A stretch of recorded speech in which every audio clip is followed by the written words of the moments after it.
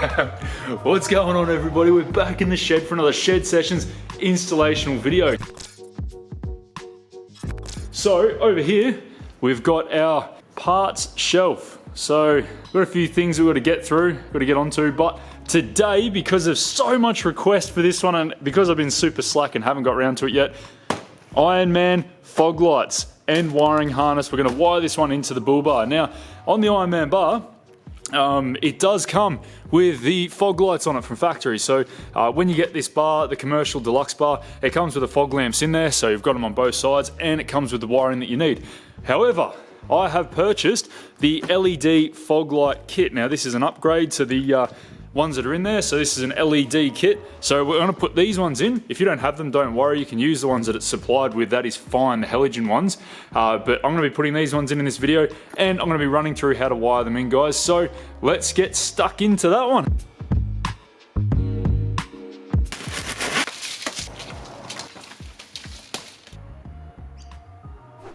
Alrighty guys, so what I've done is I've tried to lay this harness out and do a bit of a jerry rig situation where I give it some power and just show you what's going on in the harness, because although there's a lot of wires here, there is a lot of wires in this harness, it is actually quite simple, and I wanted to show you guys how simple it is by just laying it out and demonstrating what's going on. So what we have going on here is a spare battery right there, a little power switch on and off so we can send power to the harness. It's also got the earth there.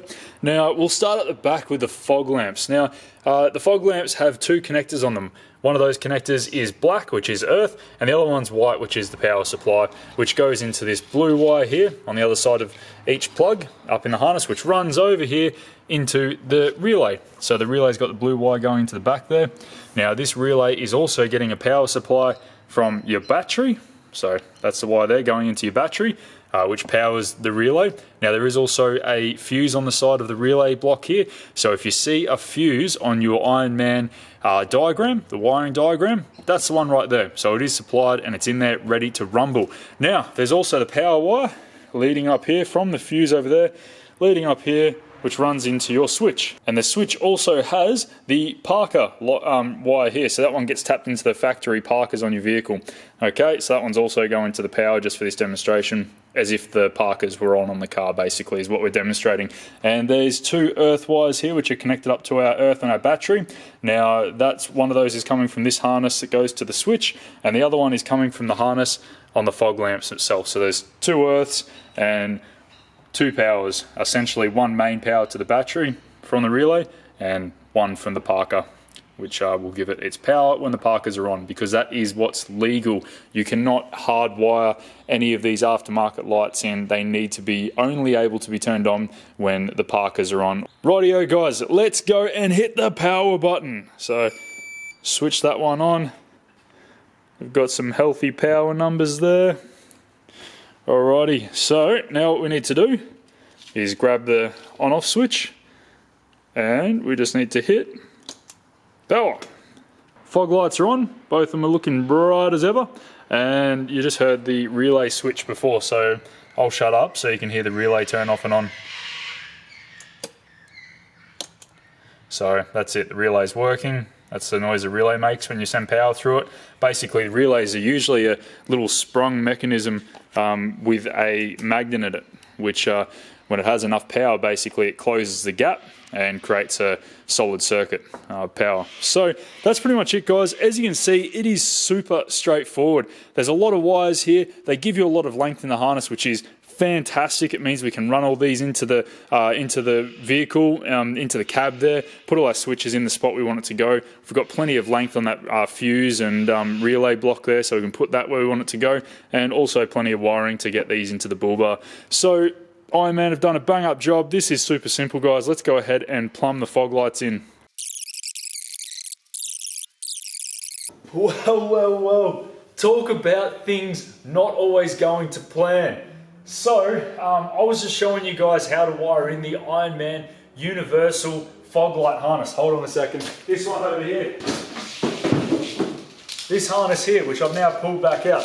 This harness is fantastic. I'll still show in this video the portion of it where I use it on a bench and show you how it all works, because Ironman have done a really good job at this harness and supplying it with the bull bar. Anyway, so what led me to this point where we're at now is with that harness they supply a universal rocker switch, which does not fit in the Navara anywhere. So I was going to have to buy a rocker switch to use in the car, and I was going to have to wait for it. And that triggered me to start thinking about it a bit more. So these are factory fog light plugs on the silver line. Okay, these were basically just taped up in here and not doing anything. They weren't plugged into anything, they were just sitting there.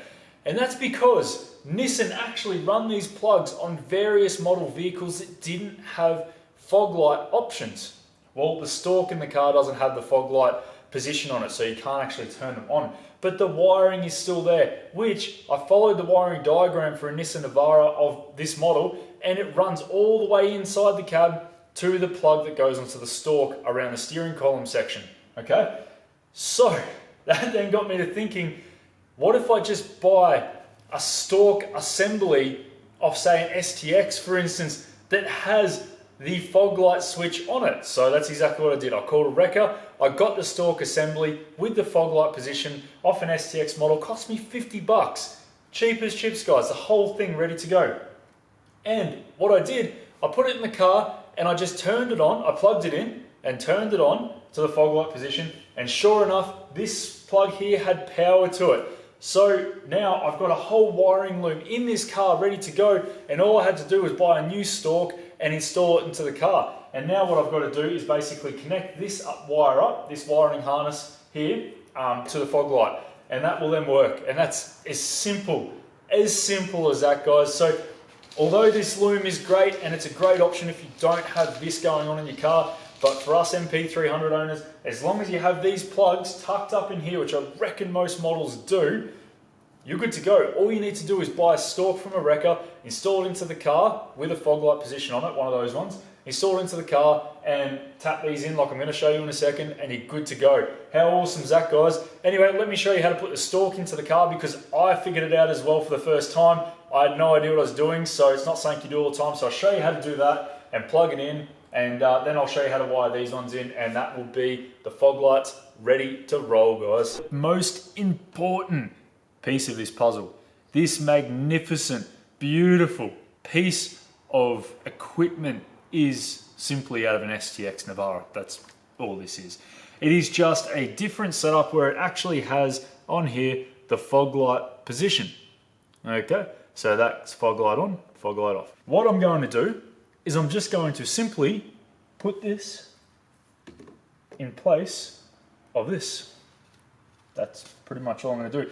But I've never done it before, so I'm going to have to figure out how to undo this. It looks like there's a series of 4 bolts from what I can see when I turn the steering wheel. It looks like that's all it is, because we've got 1, 2, 3, 4 bolt holes on this stalk. But it's never that easy, is it? It's all lies. There's going to be something else that's holding this in. Now, if you're wondering how I've gotten all this surround plastics off and this bottom piece and everything to get to here, what I'm going to do is cue a sequence from another video right.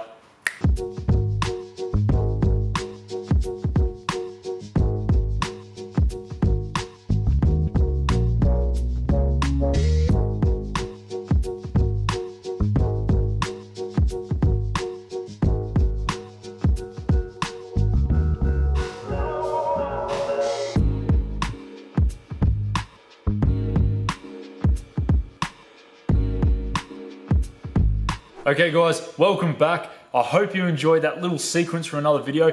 That was actually pulled from the video I show you guys how to take the fob key beeper out of the vehicle and stop it from beeping. So if you're interested in watching out how to do that in full, you can check out that video or click this link just up here. That will take you straight to it. Alrighty, so to move forward, we're going to need to get those 4 bolts out. So what we're going to need to do, because the steering wheel is kind of locked, and it will lock if we turn it too far, is turn on the car. Okay, and that will allow us to get to the first 2, which are right here, and then we'll jump on the other side and get the other 2 out as well. Might be a little bit tight with the steering wheel in there, but we should be right. Now guys, make sure you're not doing this in your garage with your garage door closed. That's 1 out, and that's 2 out. Okay, so there's the 2 locations there we've taken out already, those holes. And the other 2 are right there on the other side of the steering wheel, so I've got to take those ones out now. Let's get this into a position where I can hold the camera and do this. I really need to get a camera person to help me out with these videos. Seriously. Okay, the lucky last screw. If this comes out by just taking out 4 screws without anything else, I'm actually gonna be worried why it was that easy. All right, let's take the plug out. So right there, that's the plug that needs to be removed, but to save any possible headaches, let's turn the ignition off, take the key out, and it's just as simple as pulling that clip out. Well, it's definitely wanting to move, but not, oh my God. It actually was that easy. Oh, no way. There we go, 1 stalk. Okay, so I thought what better way to show you guys what the hell I'm on about by showing you guys.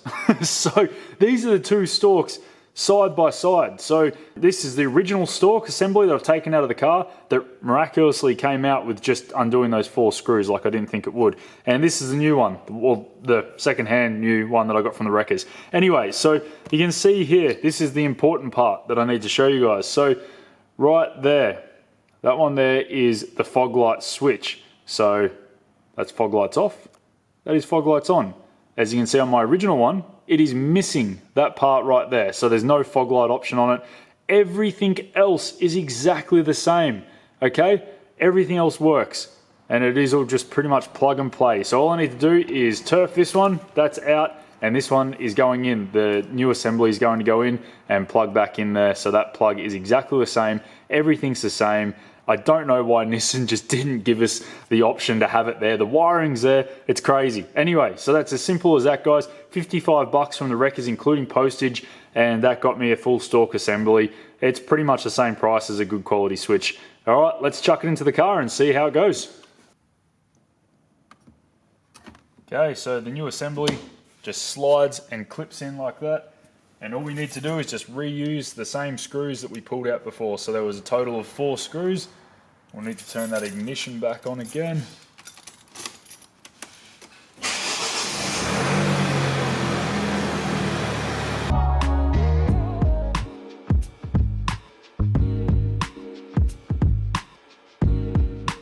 Okay, now that the stalk assembly is in, we've just got to put the plug back in. Just like that, clips into place. Rightio guys, that's the stalk assembly now installed. So all we need to do is turn this sucker on, and that works. That works. Headlights working. They're working. Okay, so everything seems to be working there, no worries at all. All we need to do is jump down to the bull bar and wire up those fog lights, and the switch should turn them on. Okay, so there's my LED fog lamps there. So these are the replacement ones for what's already in the bar. These are an optional extra. Recommend buying them though. They're a great little upgrade from Ironman, okay? Now, what I'm going to do, you can use a Deutsch connector to connect these up to the factory wiring plug that we've got there that I showed you before, but I don't have any Deutsch connectors because I'm too poor to have them just laying around. If you've got some, send me some because I can't afford them. Anyway, so what I'm going to do is I'm going to take the factory, well, not the factory, I should say the Ironman universal harness that they supply, and I'm just going to cut these off here. So I'm going to reuse these plugs, these wires with the plugs on them, because they have these nice little plastic shrouds on them. So I'm going to basically splice these into the factory plug on the vehicle, and then just use some heat shrink around here to try and seal it up after I've joined them. Just do a solder. 1 and 2. So now we've got a set for each light.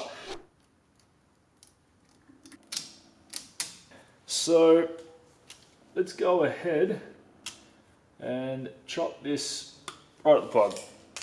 Give ourselves as much wire to work with as possible is always a good thing.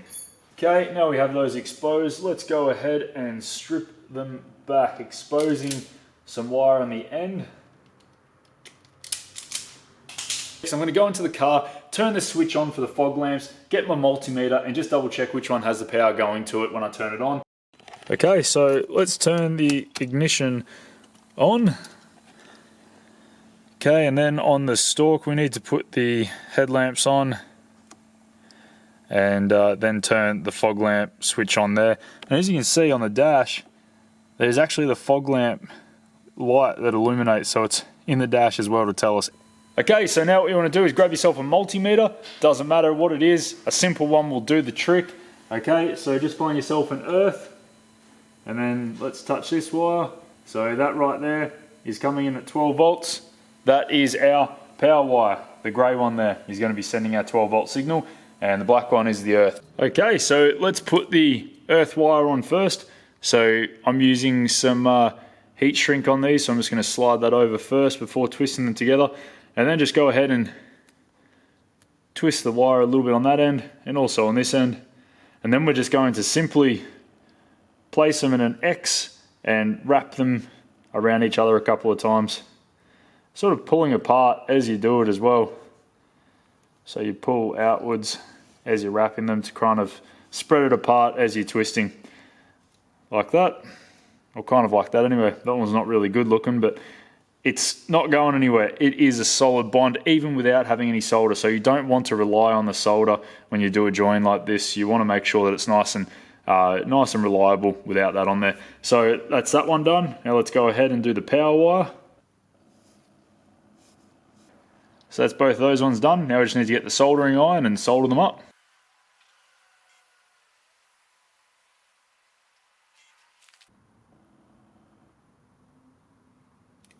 Okay, so they're both done now, guys. They are heat shrinked, so they've got the heat shrink over them to try and keep all the moisture and water out and stuff. And then they've got the plugs on the other side ready to go. They'll plug straight into the fog lamps that come in the bar, or the LED ones that I've purchased as well, which I'm going to be putting in.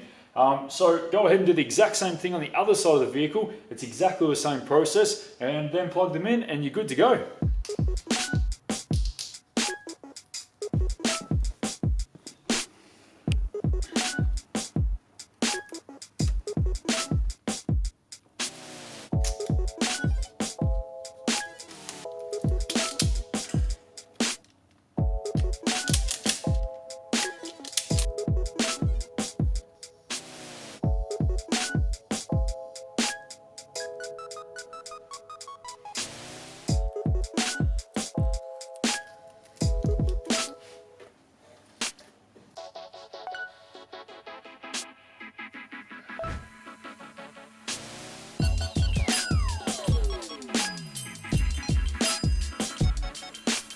Oh, that is so good. Now that we know the fog lamps are working, the front ones that are already on the bar, that come with the bar, are working. Now we can go and have a look at putting these ones in. Okay, so that's the fog lamps there. Now they've got one LED on either side of that lamp. Now on the side of the box we've got some information. So they've got 2 times 5 watt high efficiency LEDs, okay? So they're IP69 rated sealed housing. So that means they're waterproof, guys. So we can submerge these lights, no problems at all. 890 lumens per light. So 890 lumens that's pretty bright, guys. That is awesome. It's got a 5000 K color temperature. I'm not sure what that means exactly, but anyway, shatterproof polycarbonate lens, so good quality lens on them, high grade aluminium housing, EMI entrance protection, ECE R19 compliance. So I'm guessing that's all the important stuff, which Ironman always take care of that stuff. Everything that they do has been tested, and they test it to Australian conditions and with Australian rules and regulations. That's why I like using their gear, guys. I always know that it's good to go and it's safe to put on the vehicle. So it comes with these brackets as well in the box alongside the 2 lamps. Now these are the mounting brackets. I'm not sure though if I'm going to need to use them, because I've already got these ones in there, obviously. They come with a bar and they've got mounting brackets on them, so I'm not entirely sure if I just reuse those or use the new ones that are supplied, but I'm guessing we'll figure it out when I try and mount them right now. Okay guys, so up underneath the bull bar now, this is the fog lamp in there. Okay, that's the wires coming out, and there's 2 nuts either side of it, so 2 10mm nuts, one there and one there. You just need to undo those and remove them, and the whole fog lamp assembly will come out from the front of the bar.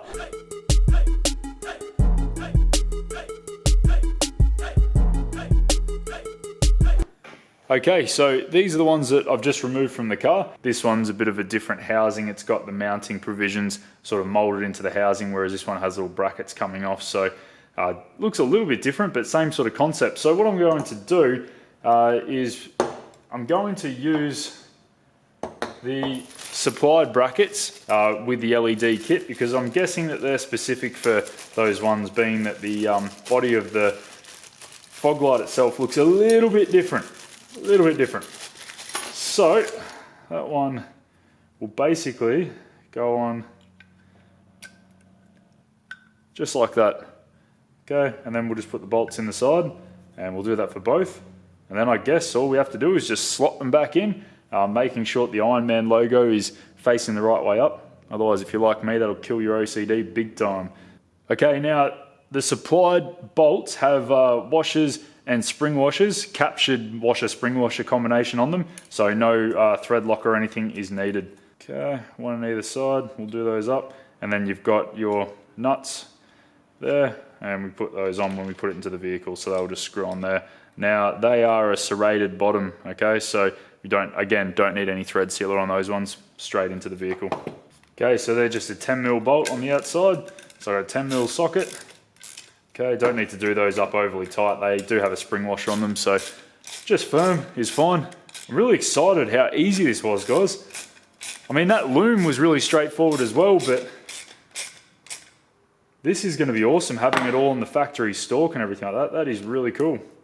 Alrighty, so they're prepped, ready to go into the vehicle. Let's go ahead and bolt them back in, plug them in, and we are done.